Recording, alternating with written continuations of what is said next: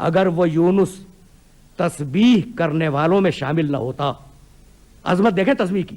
اگر وہ یونس تسبیح کرنے والوں میں شامل نہ ہوتا تو کیا ہوتا؟ لبثا فی بطنہ الی یوم یبعثون، تو قیامت تک اسی مچھلی کے پیٹ میں رہتا. کہ فسبح بحمد ربک، تسبیح کرو حمد کے ساتھ، واستغفرہ، اور پروردگار کی بارگاہ میں استغفار کرو.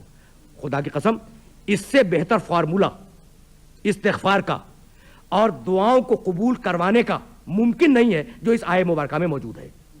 فسبح بحمد ربک واستغفرہ، پہلے پروردگار کی بے عیبی کا اعلان کرو.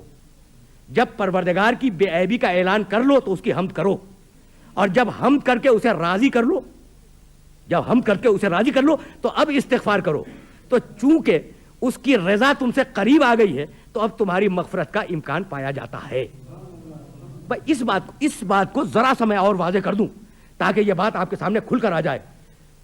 سورہ صافات 37واں سورہ ہے قرآن مجید کا، اور اس سورے میں پروردگار نے کہا کہ ایک مچھلی نے یونس کو نگل لیا. فلولا انہ کان من المسبحین للبث فی بطنہ الی یوم یبعثون. اب دیکھیے گا کتنا عجیب و غریب جملہ ہے. اگر ترجمہ کر رہا ہوں آیت کا، فلولا انہ کان من المسبحین، تسبیح نے یونس کو بچا لیا. کتنی عظیم ہے تسبیح، اللہ کی تسبیح کتنی عظیم ہے. تسبیح نے یونس کو مچھلی کے پیٹ سے بچا لیا اور پھر دنیا میں واپس پہنچا دیا. یہ ہے کمال تسبیح کا.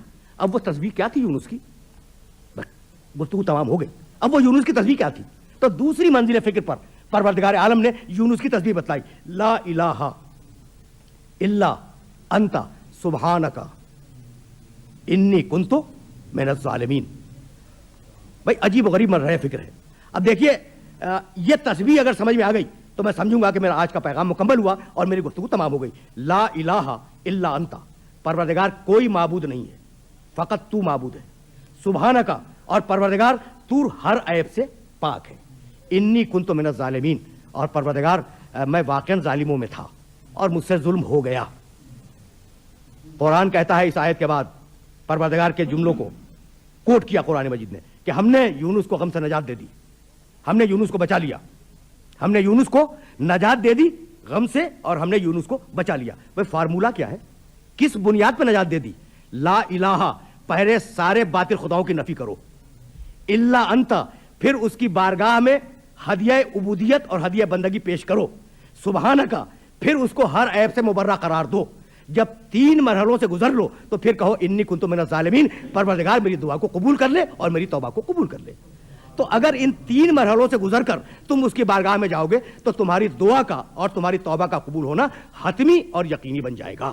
وآخر دعوانا ان الحمدللہ رب العالمین.